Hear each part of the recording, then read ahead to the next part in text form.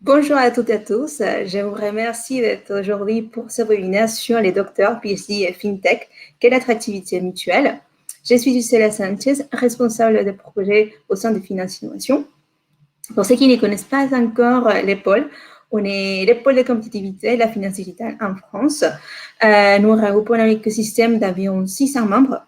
La typologie de nos partenaires est très variée. On travaille avec des startups, notamment des fintech, des insurtech, des fintech en sens large, si vous voulez dire. Aussi des grands comptes du secteur de la finance en France.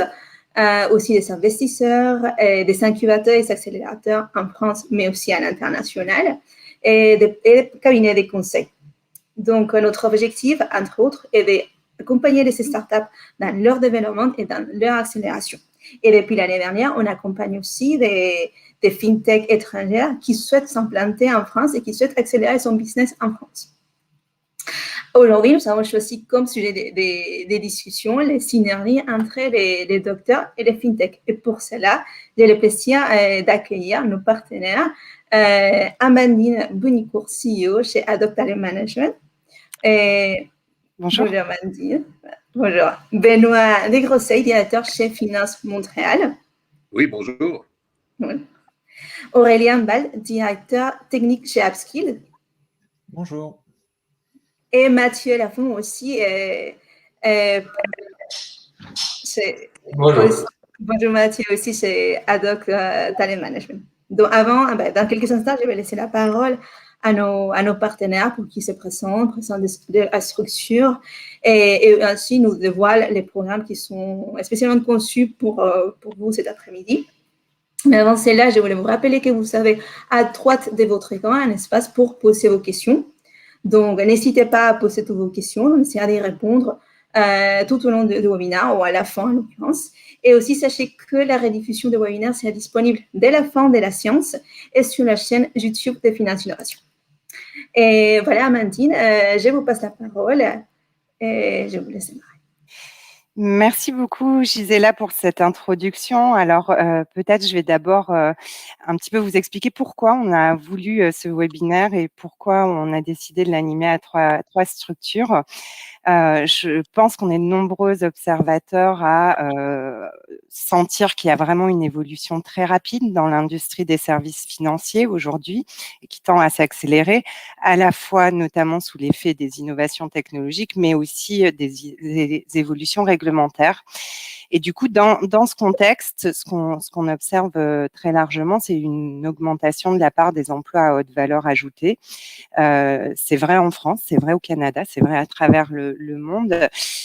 On se dit que dans ce contexte, attirer des PhD devient un enjeu stratégique pour nombre d'entreprises.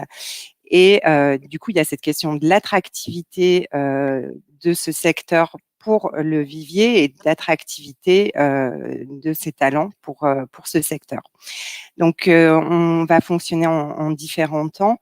On verra les évolutions des enjeux RH dans le secteur avec l'exemple du Québec. Puis, on verra du coup comment se structure l'emploi des docteurs dans les entreprises de services financiers au Canada.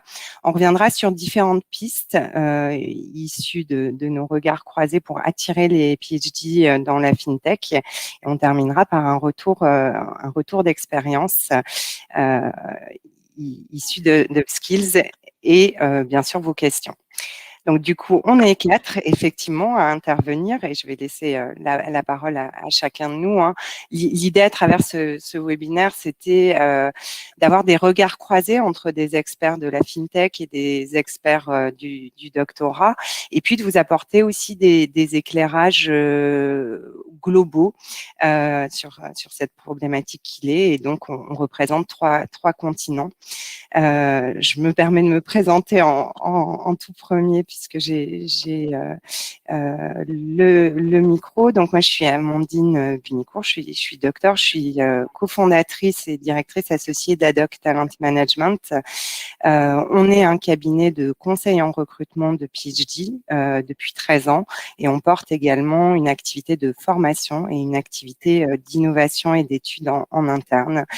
On a 3 bureaux à Paris, Bruxelles et Montréal, et de nombreux partenariats, notamment avec les pôles Finance Innovation et Finance Montréal. Je laisse peut-être la parole à Benoît pour prendre la suite et se présenter très brièvement. Oui, bonjour à tous et à toutes. Très heureux d'être avec vous ce matin. En fait, ce matin pour moi, cet après-midi pour vous.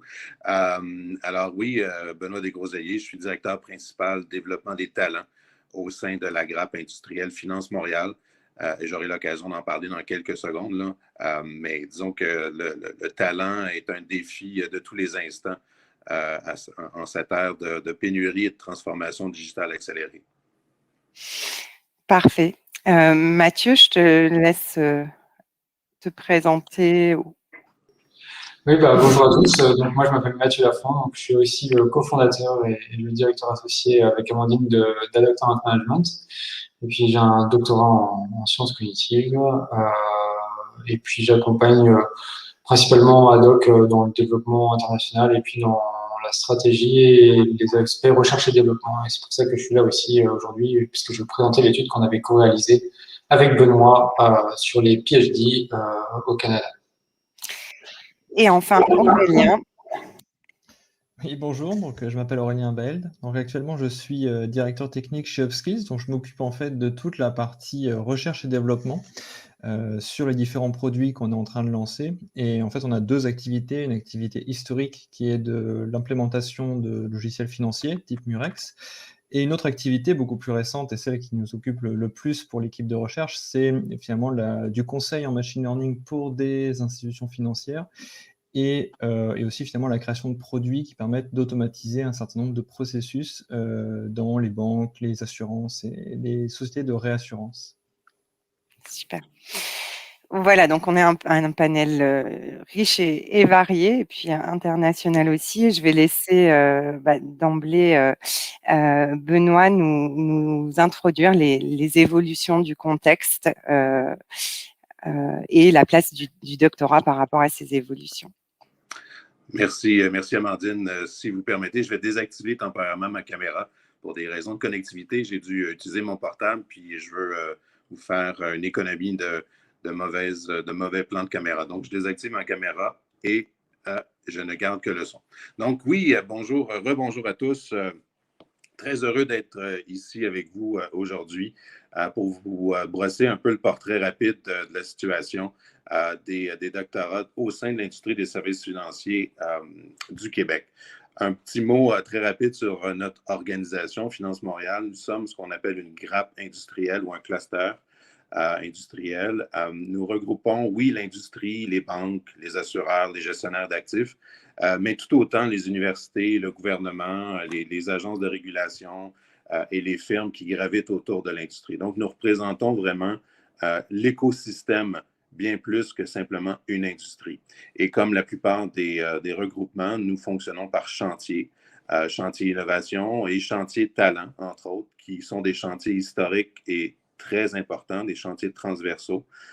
Et j'ai le plaisir depuis bientôt 8 ans d'être le leader du chantier talent ou ressources humaines, là, selon les appellations. Donc, on regarde, on essaie d'anticiper en fait les besoins, les défis, les enjeux de notre industrie dans un horizon de 5 ou 10 ans. Et bien entendu, au cours des dernières années, un peu comme on l'a dit d'entrée de jeu, la technologie transforme, révolutionne, on peut même dire, une grande partie des modèles d'affaires. Et donc, on a vu apparaître autour de nos tables de discussion des PhD, des chercheurs. Et je me suis dit, il faut comprendre ce phénomène. Allons plus loin. Et c'est là, il y a 18 mois environ, que j'ai rencontré Mathieu et qu'on a décidé de creuser un peu le sujet.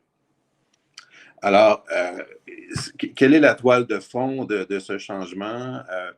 On a des clients qui sont de mieux en mieux informés, de plus en plus branchés. Ils sautent dans le train du changement, ils adoptent les technologies de plus en plus rapidement, ce qui force l'industrie donc à s'adapter très rapidement. Globalement, nos industries, nos grands joueurs, les banques, les assureurs, ont une meilleure compréhension de la data, des données sur lesquelles, une espèce de mine d'or sur lesquelles ils étaient assis sans trop s'en rendre compte. On a appris donc à valoriser cette donnée, ce qui a ouvert la voie à l'automatisation des processus. L'intelligence artificielle, on a le pied dans la porte, mais on n'a pas encore tout à fait franchi le seuil. La chaîne de blocs, elle aussi, qui promet une forme de révolution dans la façon dont on va concevoir notre industrie. Et finalement, les startups, les fintechs qui remettent en question le modèle d'affaires traditionnel d'une industrie, disons-le, qui était, somme toute, assez classique. Donc, en termes de ressources humaines, on part d'où dans l'industrie au Québec, au Canada?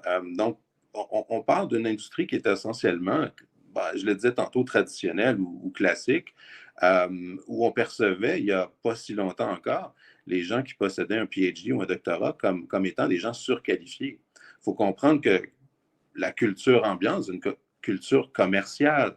On ne parle pas de recherche et développement en finance. On développait des produits, certes, mais on était davantage dans une optique technique. Donc, bien que les gens aient des diplômes universitaires, bien entendu, dans l'industrie, ce ne sont pas des scientifiques ou des académiciens. Ce sont des techniciens, des commerciaux, en quelque sorte. Donc, c'est un peu la trame de fond de notre industrie. L'industrie aussi où il y a de très grands joueurs, mais une multitude de petites et moyennes entreprises, des PME, qui gravitent autour. Et comme bien des PME, aller jusqu'à tout récemment, la plus grande innovation qu'elles avaient connue, c'était de passer du fax à l'ordinateur au tournant des années 90. Donc, on repassera pour l'innovation. De plus, les PhD étaient essentiellement cantonnés dans la sphère académique ou universitaire, et mis à part peut-être quelques secteurs comme la santé, les recherches pharmaceutiques, l'ingénierie, on les voyait peu à l'extérieur des sphères universitaires. Bon, ce qui a changé, évidemment, dans un monde complexe, VUCA, donc où il y a beaucoup de volatilité, d'incertitude, de complexité, d'ambiguïté, on cherche à comprendre et on cherche à s'adjoindre des services de gens qui ont des capacités, des compétences, des savoir-faire, des savoirs qui sont bien au-dessus de la moyenne. Au Canada, au Québec, depuis 2 ans, et même maintenant, malgré les impacts de la COVID, on est en situation de plein emploi, voire de pénurie de main-d'œuvre. Donc, évidemment, on ne peut pas laisser personne sous prétexte qu'ils sont qualifiés là, de côté. Il faut que tout le monde mette la main à la pâte, pour ainsi dire. Il y a une culture donc d'innovation qui est apparue, grandement influencée par les GAFA, mais aussi par les startups, les fintechs, on le disait tantôt, qui remettent en question les modèles d'affaires. La porte grande ouverte de l'intelligence artificielle, l'automatisation des processus, le fait que la barrière à l'entrée de l'innovation est de plus en plus abordable, fait en sorte, bref, que la culture, le terreau de notre industrie est en pleine transformation. Donc, on a une culture d'innovation, de recherche et développement, d'agilité, ouverte sur le monde. Et là, il y a de l'espace pour nos diplômés, nos PhD. 2 graphiques très rapidement. À gauche, vous avez pour 4 pays, l'Allemagne, les États-Unis, la France et le Québec, des courbes de diplomation de titulaires de doctorat là, qui sont en pleine ascension depuis 20 ans. Donc, on a de plus en plus accès à ces cerveaux bien formés. Donc, il faut les utiliser. La tendance est là. Allons-y. Et à droite, le graphique, évidemment, dans les top 4 ou 5 industries ou secteurs où les détenteurs de doctorat gagnent le mieux leur vie, on a le commerce, puis essentiellement la technologie. Donc, ceci explique cela. On travaille de plus en plus avec des détenteurs de doctorat. Finalement, je vous laisse avec ce changement de paradigme qui touche l'industrie des services financiers tout autant que les autres industries. Au 20e siècle, on avait une séquence plutôt linéaire au niveau de la carrière. On apprenait, on sortait de l'université, on travaillait et on prenait notre retraite idéalement le plus tôt possible. Ce qui semble être le cas davantage au 21e siècle. En fait, ce qui se dessine, c'est une alternance, l'image du bas, l'alternance entre des périodes d'apprentissage des périodes d'apprentissage et des périodes de travail et des pauses pour une carrière, au final, qui va durer probablement pas mal plus longtemps.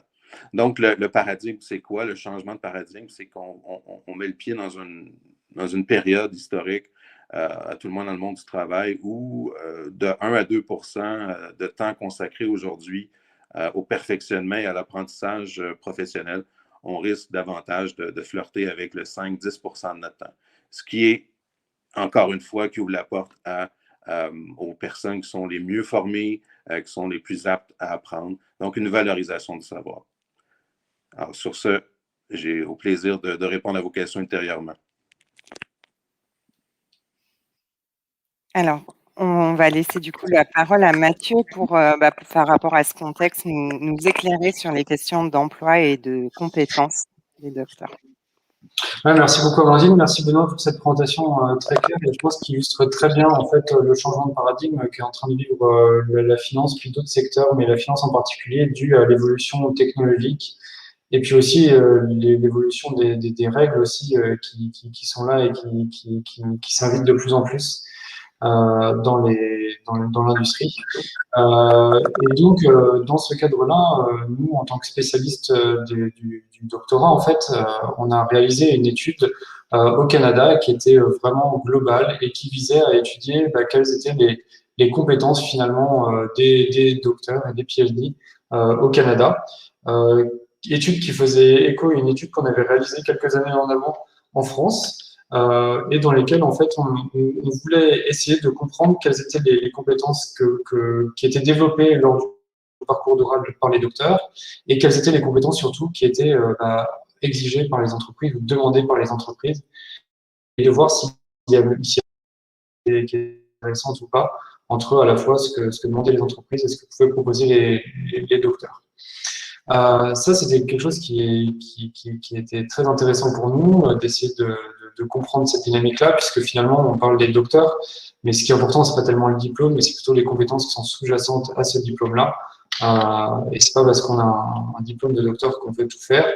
C'est plutôt les compétences qui sont acquises lors du parcours doctoral qui vont nous permettre d'effectuer un certain nombre de métiers. Donc, on a effectué une recherche pendant 18 mois. On a rassemblé 1200 répondants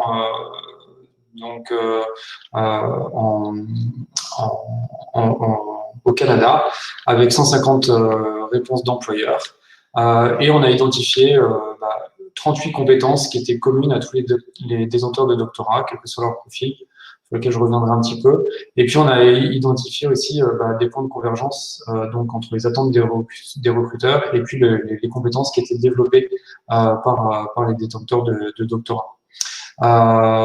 Et fort de ces recherches-là, en fait, on s'est demandé avec Finance Montréal, finalement, quelles sont les compétences qui sont spécifiques ou qui sont demandées par les entreprises du secteur financier, et finalement, est-ce que les docteurs sont les plus à même à y répondre. Donc, on a décidé de faire un espèce de focus sur les PhD dans le secteur financier au Canada et au Québec en particulier, où on a finalement repris les données qu'on avait obtenues lors de cette enquête un peu plus générale, et on a essayé de regarder comment est-ce qu'on pouvait particulariser ces données-là pour le secteur de la finance au Québec. Comme l'a dit Benoît, le secteur de financier est en pleine mutation, et notamment il y a une évolution des métiers de la finance et forcément des compétences recherchées. Et l'idée était de savoir si finalement les docteurs étaient capables de fournir des compétences qui pouvaient apparaître comme étant des nouvelles compétences qui étaient demandées dans les nouveaux métiers de la finance. Et l'idée aussi, c'était de savoir s'il y avait ces compétences-là, quels étaient les docteurs ou le type de docteur qui était le plus à même de pouvoir répondre à ces compétences-là, puisqu'on parle généralement des docteurs en sciences et technologies, mais il y a peut-être d'autres profils qui pourraient être intéressants aussi pour le secteur de la finance. Donc, on a réalisé un groupe de discussion avec des gestionnaires de la finance qui a été organisé par Finance Montréal. On a réalisé une enquête en ligne, on a fait des entretiens avec des PhD dans le secteur de la finance, et puis on a utilisé beaucoup de sources documentaires qui étaient à la fois produites par des agences gouvernementales, mais aussi par Finance Montréal, sur lesquelles on a essayé réaliser un maximum d'analyses afin de parvenir à notre but.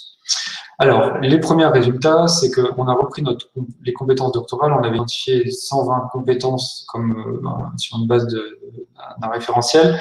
On avait, comme je vous l'avais dit tout à l'heure, identifié 38 compétences qui étaient spécifiques, en tout cas qu'on retrouvait un petit peu partout chez tous les docteurs.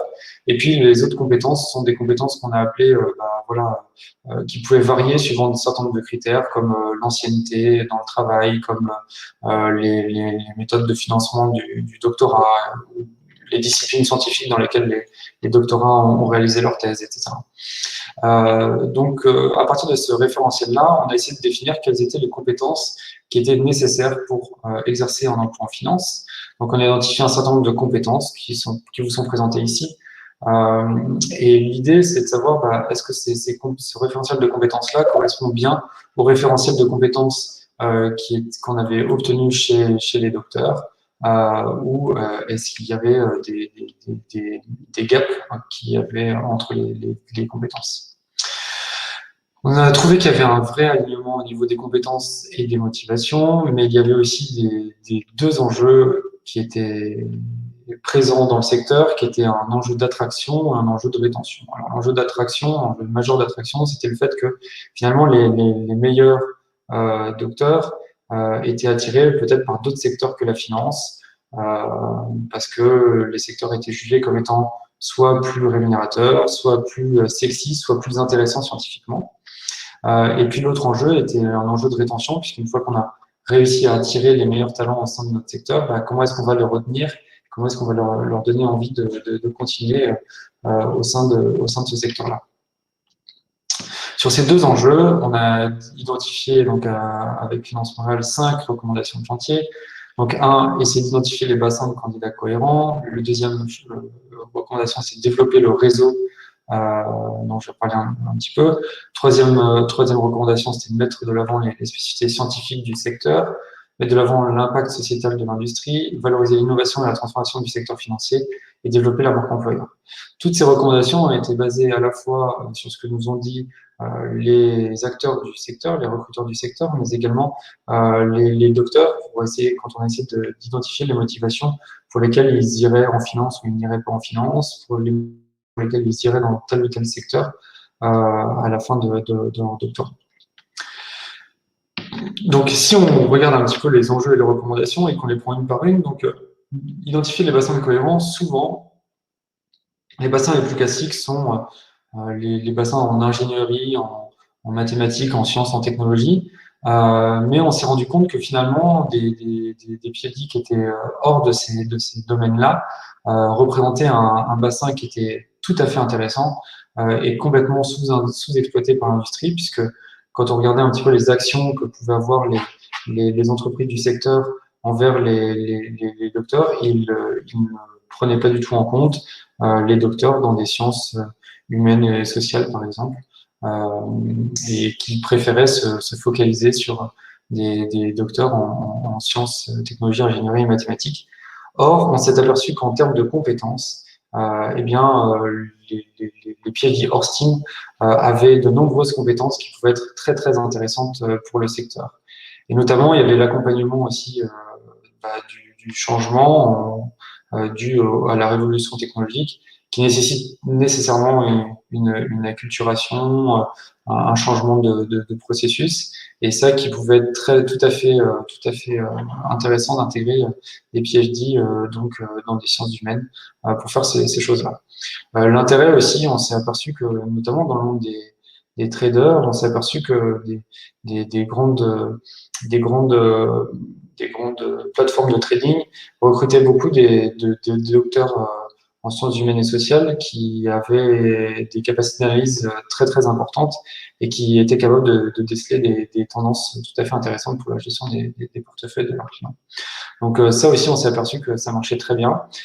Et puis, il y avait de nombreux autres exemples qui nous ont été montrés sur le fait que les docteurs hors STEAM pouvaient apporter des choses très intéressantes au secteur.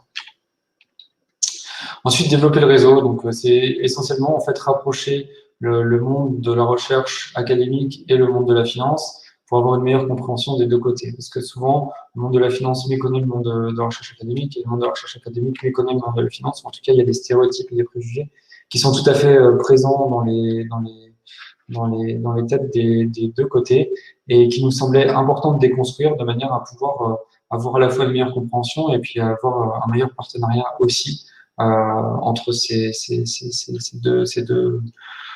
deux mondes, voilà, même si j'aime pas les séparer forcément, mais c'est deux mondes.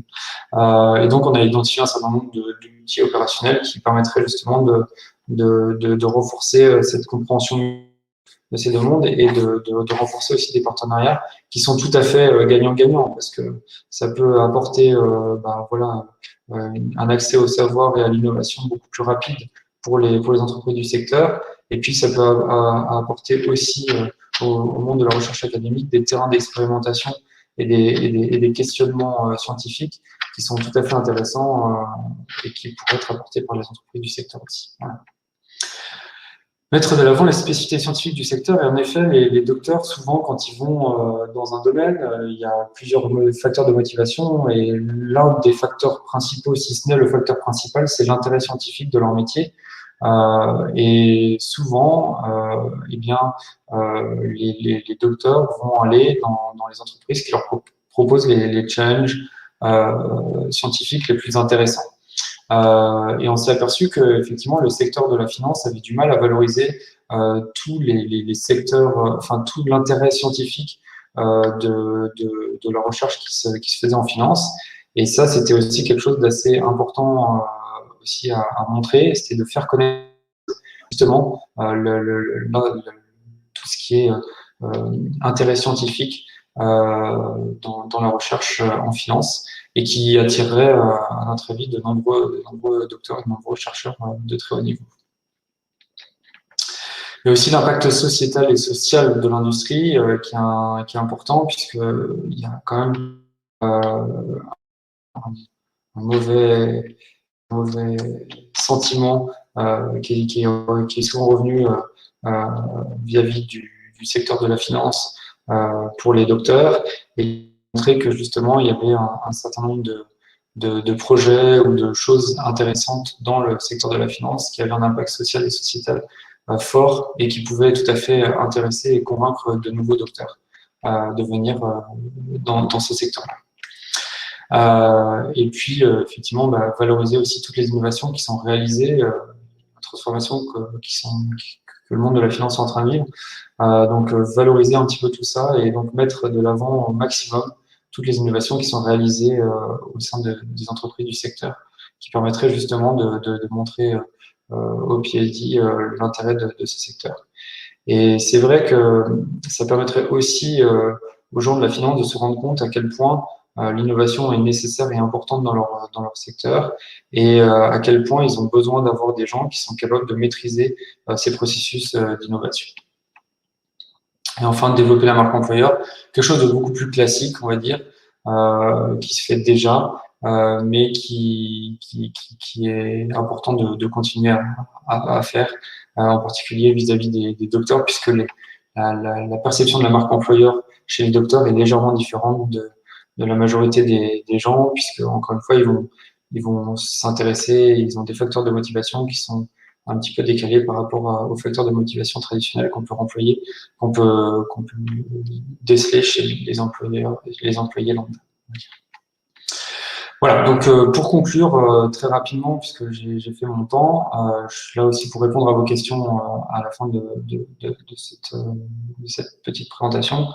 Eh bien, c'est de dire que effectivement la finance, elle vit un virage qui est technologique important, qui va modifier à la fois les besoins en compétences, mais aussi les métiers au sein de la finance, et que les PhD, on a montré qu'ils avaient des compétences qui étaient tout à fait intéressantes pour le secteur de la finance.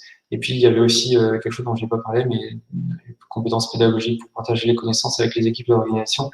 On sait que maintenant, de plus en plus, tout ce qu'on appelle le knowledge management est un enjeu qui est très fort dans ces secteurs-là.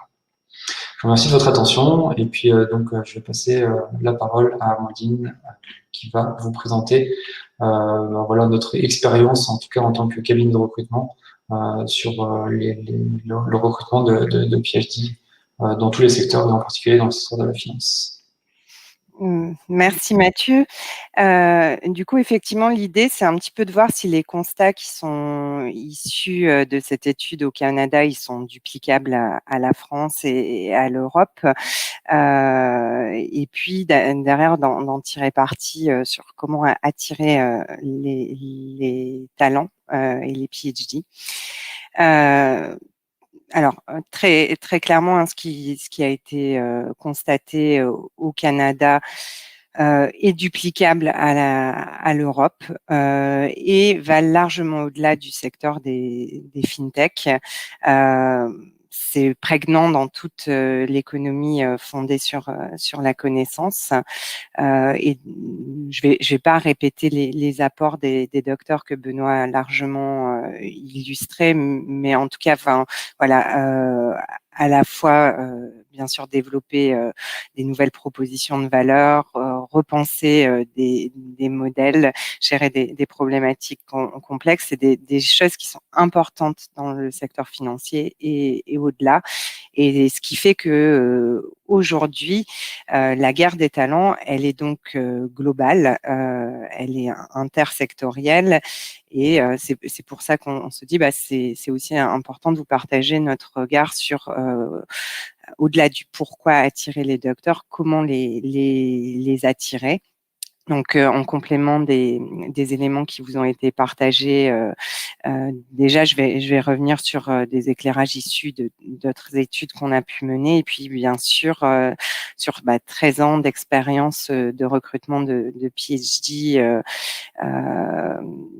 Ce qu'on observe globalement, c'est qu'il y a vraiment besoin de plus en plus d'une hybridation, d'un métissage des équipes pour faire face aux challenges dans l'économie fondée sur la connaissance. Et donc, il y a besoin d'une meilleure irrigation du tissu socio-économique par les docteurs. C'est quelque chose qui est présent dès la stratégie de Lisbonne en 2000. Au quotidien, ce qu'on observe, et Mathieu et Benoît l'ont notamment illustré, c'est que l'un des gros freins, c'est la méconnaissance réciproque entre docteurs et entreprises. Et le levier que nous, on observe d'un point de vue opérationnel dans nos métiers, c'est vraiment de promouvoir la rencontre sur le terrain des compétences et des motivations. Du coup, pour vous, la première question, ça va être déjà de savoir pourquoi et à quel type de besoins peuvent répondre des docteurs au sein de vos entreprises. Alors, j'ai vu qu'il y avait pas mal de startups de fintech qui étaient dans les participants. Mathieu disait à l'instant, on pense souvent aux docteurs en STEAM. Et moi, ce que j'observe aussi assez globalement, c'est qu'on associe souvent docteurs et R&D. Alors, je pense qu'en fintech et en finance, bien sûr, on a besoin de docteurs en R&D, à des postes d'ingénieurs R&D, de scientists, d'experts, de chefs de projet, de managers, mais on a aussi beaucoup besoin de docteurs hors R&D. Qu'ils soient issus des STEAM ou des sciences humaines et sociales, des sciences juridiques, etc. Je pense que les évolutions d'un point de vue réglementaire et légal notamment créent un vrai besoin d'innovation sur ces questions-là. On voit aussi nombre de startups avec lesquelles on travaille qui recrutent des docteurs sur des fonctions de business development dans des contextes de haute technologie et d'expertise pointue. Et puis, on observe aussi des docteurs qui vont sur des postes C-level, bien sûr CSO, CTO en premier lieu, mais aussi CIO, CBO, etc. Et donc, enfin voilà, votre questionnement sur où intégrer des docteurs, c'est aussi hors R&D. Attirer et bien communiquer vers les PhD, ça nécessite, à mon sens, en premier lieu, de réfléchir à à travers quel périmètre de poste et quel environnement de travail on va pouvoir les attirer, et puis derrière se rendre visibles et les attirer par rapport à ces critères-là, donc dès l'annonce et tout au long du processus de recrutement. Et donc, la première étape, hein, c'est de connaître la cible. Donc, les PhD, alors, je vais dire les PhD et surtout ceux que vous souhaitez attirer. Finalement, conduire un diagnostic sur qu'est-ce que vous allez chercher chez les candidats PhD. Là, j'ai repris sur la slide les compétences qui nous étaient le plus demandées par des sociétés innovantes de FinTech notamment, quand ils recherchent des PhD. L'autonomie d'un point de vue scientifique à la fois et puis dans la gestion des projets, la curiosité, la capacité à apprendre, la capacité à s'interfacer avec des acteurs internes et externes, le sens de la communication et puis la créativité, la capacité à penser out of the box et à résoudre des problèmes. Donc c'est un exemple, hein. Bien sûr, il vous faut conduire votre propre diagnostic par rapport aux besoins et aux postes que vous souhaitez pourvoir. Et derrière, se questionner sur comment on va attirer les candidats qui ont ces caractéristiques-là. En partant aussi du postulat que peut-être ces candidats-là, ils connaissent pas votre industrie, ils connaissent peut-être pas la finance, ils connaissent peut-être pas vos technologies ni vos métiers. Donc, il va y avoir un travail pour leur permettre de se reconnaître à travers vos annonces et puis de se projeter, de comprendre le fonctionnement, comprendre votre besoin en compétences. C'est des enjeux importants. Mathieu illustrait tout à l'heure un certain nombre de leviers de motivation des candidats. Alors, c'est sûr que, bien sûr, les aspirations, c'est quelque chose qui est propre à chaque individu. Et pour autant, à travers nos études et notre expérience, on voit qu'il y a vraiment des leviers de motivation qui sont fréquemment cités par les docteurs. Alors, je rebondis sur ce que Mathieu a dit, hein, sur l'intérêt scientifique des postes et des projets. Donc, le caractère innovant des projets, des technologies, des produits, les défis scientifiques et technologiques associés, quels sont les verrous à lever, puisqu'on retrouve chez les PhD une envie de créer, de proposer des idées et de pouvoir les mettre en œuvre derrière. Et puis, bien sûr, Mathieu revenait sur l'impact des recherches menées, les enjeux sociétaux. Il y a cette envie de faire une réelle différence, d'avoir des résultats utiles et qui répondent à des enjeux de société. D'un point de vue de l'environnement de travail aussi, on observe chez les candidats PhD une attente forte d'un environnement dynamique, apprenant, flexible, agile, international, qui promeuvent aussi les interactions, bien sûr, en interne. Finalement, l'idée qu'on peut avoir du chercheur dans sa tour d'ivoire, en tout cas sur les docteurs qui souhaitent rejoindre l'industrie et la finance, je pense qu'elle est assez forte, cette idée, hein. Ils cherchent vraiment à avoir des interactions aussi à l'externe, notamment à continuer à baigner dans l'écosystème académique via des réseaux, via des partenariats, via des conférences. Ça, c'est un point clé d'attractivité qu'on avait retrouvé dans différentes études. Et puis, bien sûr, les missions, l'autonomie, les responsabilités vont compter tant à T0, mais aussi sur la durée. Comme je le disais, les docteurs sont des profils très apprenants et c'est vraiment une motivation pour eux d'être challengés et de continuer à apprendre. Et donc, pouvoir aussi leur montrer quelle évolution sur la durée ils peuvent avoir est important. Bien sûr, le salaire est aussi un paramètre qui compte d'autant plus sur les marchés en tension ou pénurique comme l'intelligence artificielle. Du coup, pour vous, il faudra faire le point sur les motivations dans lesquels vous êtes capable de répondre, et puis vraiment travailler votre proposition de valeur vers les candidats PhD. Et derrière, la faire connaître, cette proposition de valeur vers les candidats que vous visez. Donc, des petits conseils. Déjà, ayez conscience que c'est un vivier hyper international, le vivier des docteurs. Les doctorants en France, c'est uniquement 2,2% du total des doctorants dans le monde. Hein.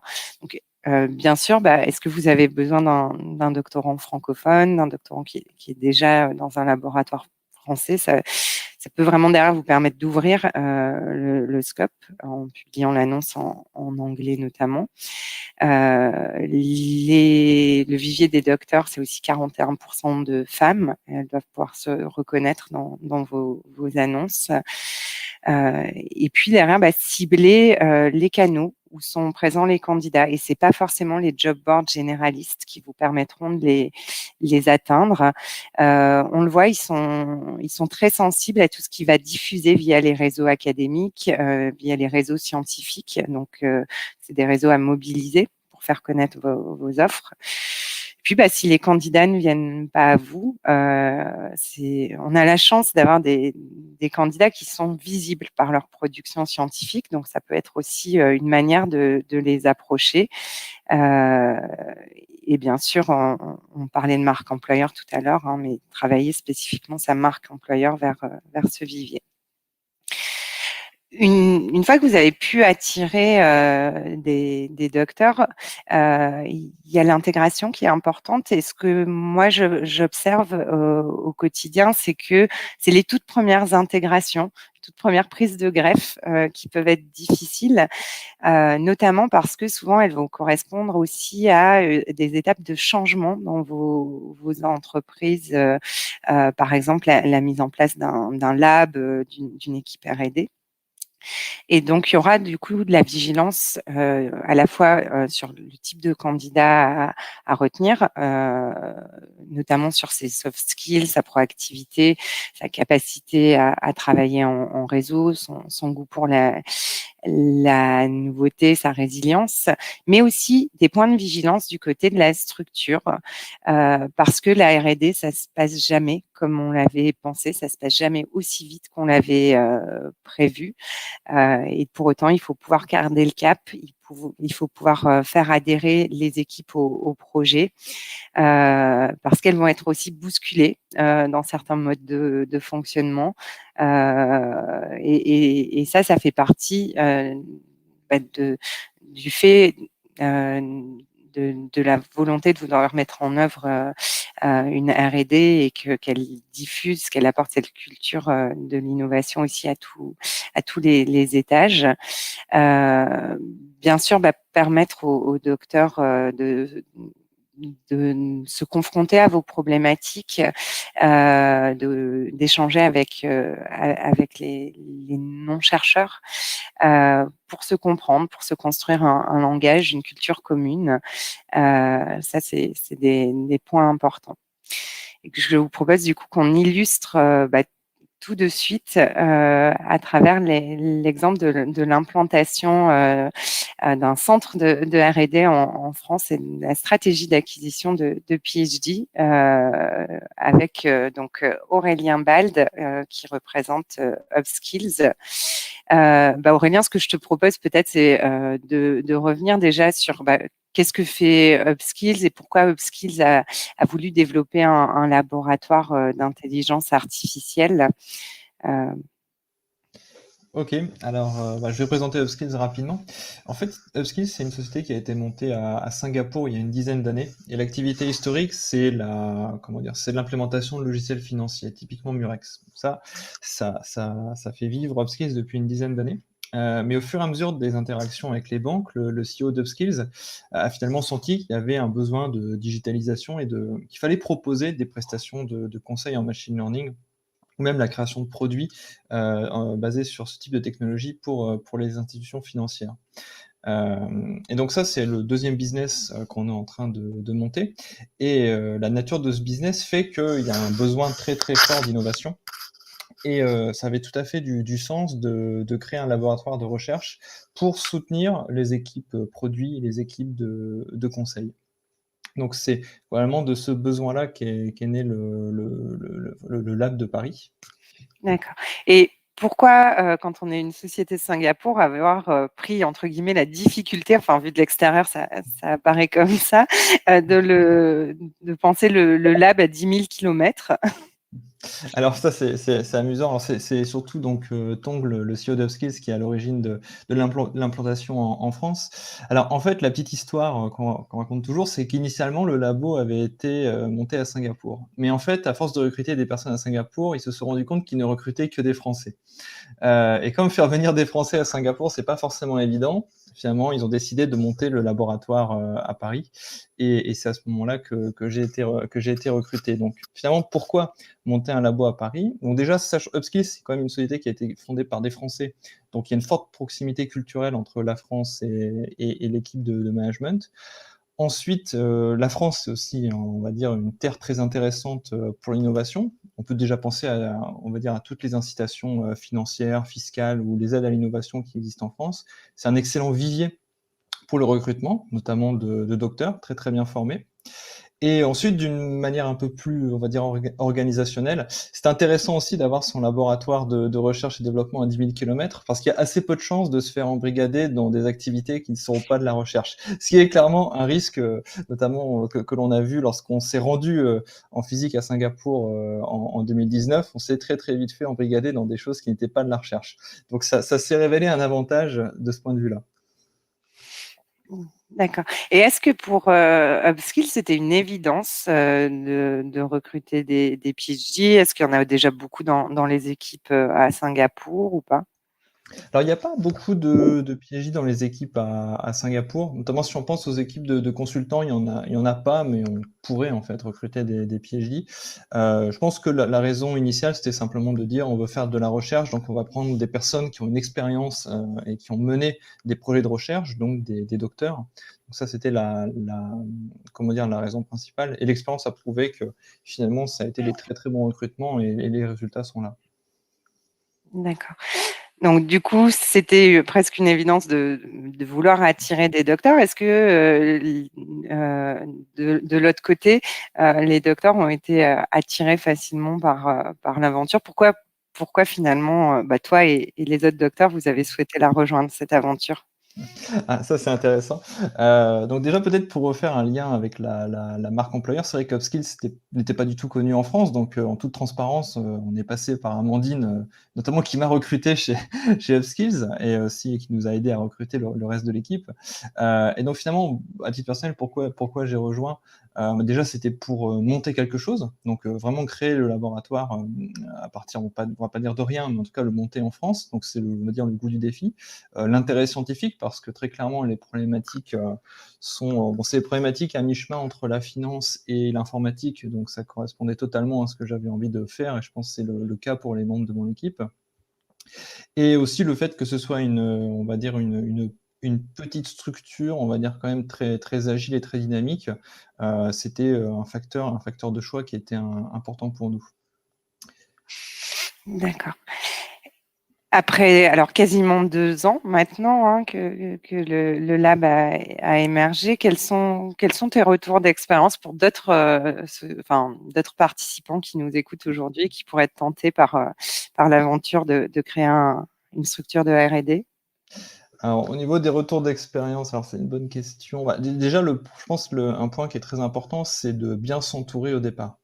Donc, pour le recrutement ad hoc, forcément. Ensuite, par exemple, Finance Innovation, qui a été un catalyseur aussi lorsqu'on s'est installé en France et qui nous a donné beaucoup, beaucoup d'informations sur l'écosystème, qui nous a aidé pour trouver des partenaires pour monter une thèse CIFRE, ce genre de choses. Donc, très clairement, ça a été très utile. Choose Paris Region, par exemple, aussi nous a aidé. Donc, bien s'entourer, ça, ce serait un premier conseil. Ensuite, je pense qu'effectivement, ce que tu as mentionné sur la prise de greffe, c'est quelque chose de très important. Donc, au niveau du recrutement, faire attention aux soft skills des personnes que l'on veut employer, voir si effectivement il y a une certaine proximité culturelle. Et aussi se donner un peu de temps parce qu'effectivement, la culture recherche, c'était pas du tout quelque chose qui existait chez Upskills avant. Donc, il a fallu, on va dire, s'interfacer avec les équipes et que les personnes en face comprennent bien les spécificités de ces activités-là. Donc, le fait que la probabilité d'échec, l'échec est possible, hein, malgré le travail. Il y a beaucoup d'incertitudes, qu'on n'est pas sur des projets linéaires qui peuvent être planifiés du début à la fin. Donc, tout ça, il a fallu un certain moment pour que les collègues comprennent. Mais je pense qu'aujourd'hui, ça s'est assez bien passé, mais il faut être patient et je dirais pédagogue sur ces sujets-là. Et peut-être troisième point, c'est continuer à faire vivre ces réseaux académiques. Ça nous a bien aidé aussi de rester interfacés et même de créer des nouveaux partenariats avec des laboratoires. Ça permet en plus, c'est un facteur d'attractivité parce que même pour attirer justement les chercheurs qui sont chez nous, c'est une possibilité qu'on leur offre de travailler en partenariat avec des labos, d'encadrer, typiquement ce qu'on va faire là, c'est qu'ils vont encadrer des tests CIFRE, plus classiquement participer à des conférences et aussi publier à leur nom des travaux que l'on a menés chez Upskills. Super. Est-ce que tu vois d'autres points que tu souhaiterais partager? Je pense qu'on a fait à peu près le tour. Ouais, je pense qu'on est à peu près bon. Super. On va se laisser de toute façon quelques minutes pour les éventuelles questions-réponses aux uns et aux autres, à l'ensemble de nous.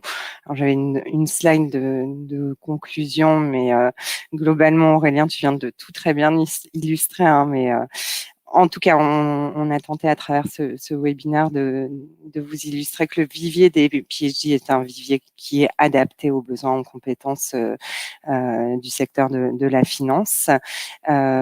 Pour vous, pour pouvoir les attirer, il y aura une importance à travailler sur l'attractivité de votre offre, que ce soit en termes d'enjeux scientifiques, de mission, d'environnement de travail, et vraiment de penser des stratégies de recrutement dédiées et des stratégies d'intégration et de développement de la carrière sur la durée. Et du coup, je rappelle sur scène Benoît, Mathieu, Aurélien, tu es encore là, pour qu'on prenne peut-être les questions s'il y en a qui viennent.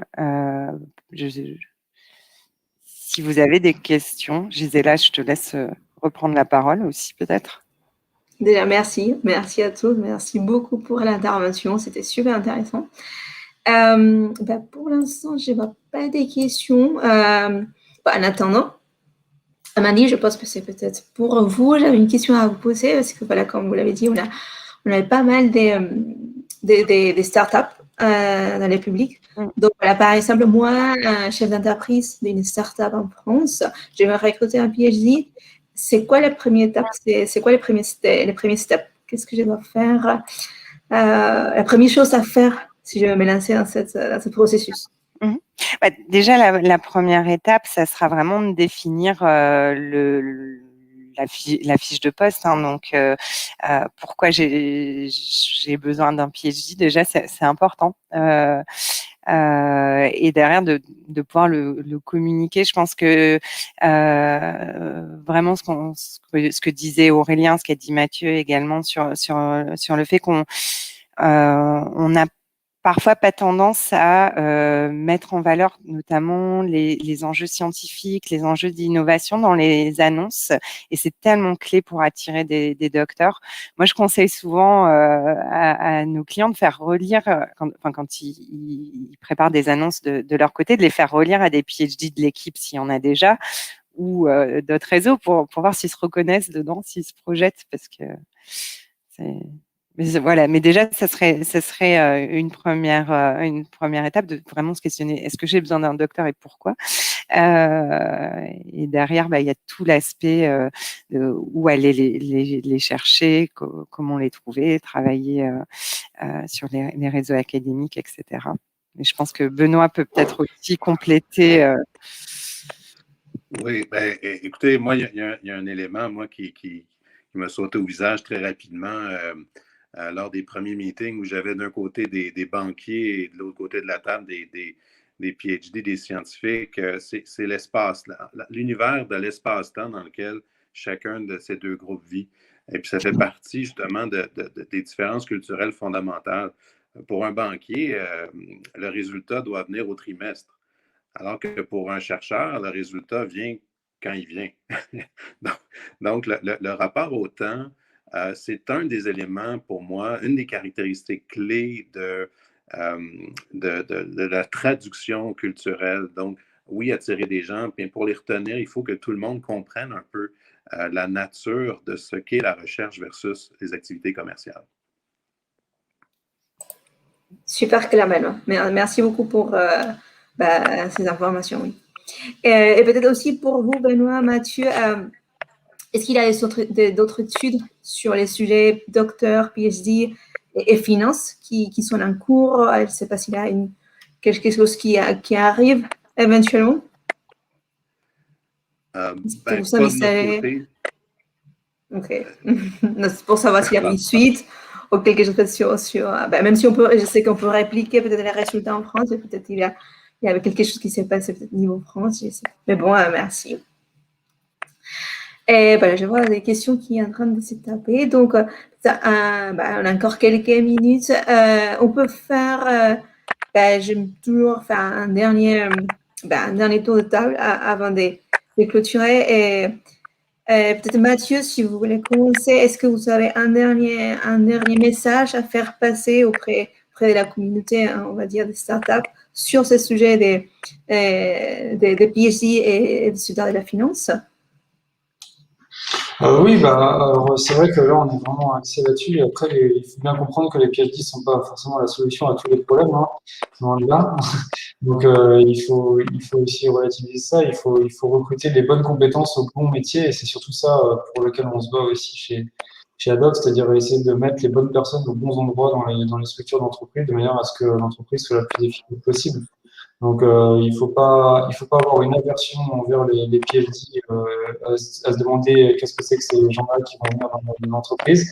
Mais il faut pas non plus se dire qu'on va en mettre partout parce que c'est pas non plus efficace. Donc, il faut bien comprendre en fait ses besoins et identifier bien ses besoins en termes de compétences et ensuite réussir à mettre les bonnes personnes au bon endroit. C'est ça qui est pour moi le plus fondamental, quoi. Sans réfléchir au diplôme, mais en termes de compétences, c'est ça qui est le plus important. Merci Mathieu. Et Benoît, un dernier message? Oui, écoutez, j'abonde dans le même sens que Mathieu. Trop longtemps, on s'est contenté de reproduire, de recruter plutôt des personnes qui ressemblaient aux gens dans le département ou dans la division, là. Donc, cette pluralité des profils est extrêmement intéressante, d'une grande richesse.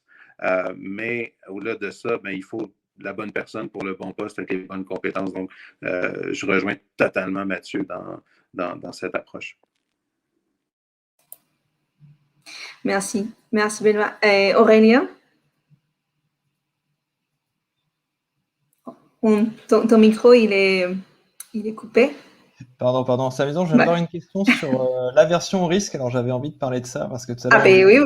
Oui, allez-y. Benoît disait que la temporalité est différente. Alors, c'est vrai, néanmoins, nous, on a eu ce problème-là, c'est-à-dire qu'on avait besoin de faire de la recherche, on va dire, entre guillemets, rentable, parce qu'on est une petite structure, et donc, il est tout à fait possible de mener des travaux de recherche en minimisant le risque. C'est comme un investissement financier, hein.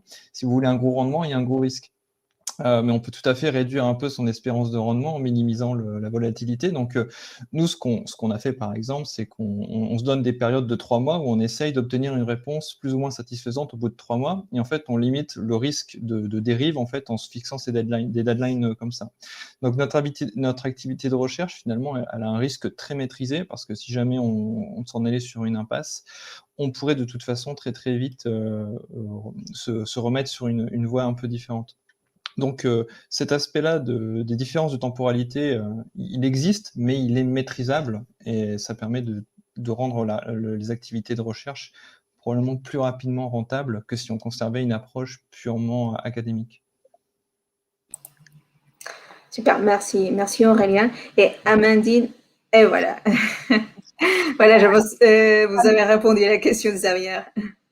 Alors, peut-être en complément de ce qui a été dit et auquel j'adhère complètement, moi, je voudrais vraiment revenir sur l'aspect que les transformations qui s'opèrent dans le secteur de la finance et bien au-delà, c'est pas que des transformations qui sont d'un point de vue technologique. Et je pense que c'est hyper précieux de pouvoir penser la valeur ajoutée des docteurs aussi pour repenser les organisations, les modèles d'affaires ou les usages et toute la complexité, tous les phénomènes qui nous entourent, les anticiper aussi.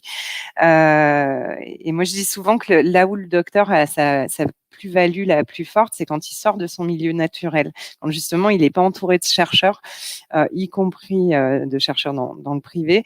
Donc voilà, vraiment pouvoir irriguer au sens large le tissu socio-économique, c'est important. Dans le marketing, dans les RH, dans les fonctions de direction, dans le juridique, etc. aussi. Merci beaucoup, Amandine. Je vois qu'il y avait une question de Xavier sur une plateforme dédiée au rapprochement entre employeurs et PhD. Bon, et voilà, je vous invite aussi à regarder les sites de Adopt Talent Management pour en savoir plus. Si c'est vrai que c'est pas une question, mais peut-être plutôt des partages, des avis sur voilà, il y a gens qui nous disent que voilà, et parfois les mondes de l'entreprise, c'est pas celui qui les doctorants adressent. C'est pénal lorsque les docteurs décident d'y regarder, les offres ne sont pas forcément adaptées à leur profil et ça les décourage. Hein. Donc, est-ce que vous avez peut-être dans ces cas de figure, Amandine, peut-être vous, ou Benoît, je ne sais pas, est-ce que vous avez un conseil à leur donner? D'aller outre ce qui est communiqué dans les annonces. Je disais tout à l'heure, c'est vrai que je trouve que souvent, les structures dans la finance, mais pas que, hein, ont du mal à se mettre à la place du PhD pour l'attirer, voir ce qui va l'attirer. Et donc, je pense que quand on est docteur, il faut aussi faire sa veille et se dire bon bah peut-être dans l'annonce je vois pas les enjeux scientifiques, je vois pas un certain nombre de choses qui auraient pu m'attirer, mais par contre si je regarde au niveau du secteur tous les enjeux qu'il peut y avoir d'un point de vue technologique ou autre, donc laisser une chance à des annonces qui peut-être ne sont pas complètement attractives au départ pour rencontrer les gens qui sont derrière et qui peut-être justement apporteront cette attractivité, quoi. Merci, Amandine. Mais je suis d'accord. Oui. Donc, et voilà, je vois qu'il y a des échanges qui se font des adresses email, donc c'est super. N'hésitez pas aussi, si vous voulez contacter une personne qui était dans les chats, n'hésitez pas à revenir vers Finance Innovation si vous ne l'avez pas eu ou si vous n'avez pas eu les termes d'avoir les coordonnées de la personne. C'est partie aussi des échanges. Donc, voilà, je vous remercie, Amandine, Aurélien, c'était super. Merci aussi d'avoir participé. C'était très riche d'avoir vos conseils et voilà, votre expérience. Benoît aussi, merci beaucoup d'être là depuis Canada. Et Mathieu aussi, merci d'avoir présenté l'étude, c'était super intéressant. Donc, voilà, je vous remercie, je vous souhaite une excellente après-midi et je vous dis à très vite. Au revoir. Merci à tous, merci. Au revoir. Merci à tous. Merci.